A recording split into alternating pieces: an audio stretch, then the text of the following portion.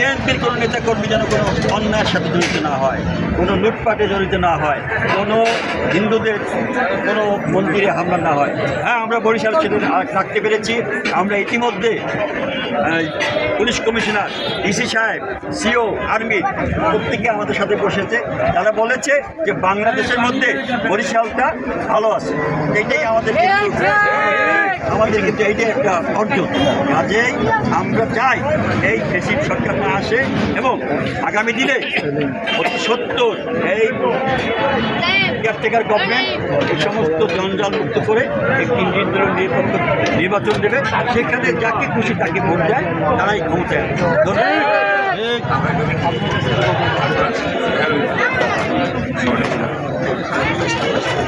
গতকালকে বরিশাল সিটি কর্পোরেশনের নির্বাচিত মেয়র সেখানে আপনাকে অভিযুক্ত করেছে তারা, আপনি কি বলবেন?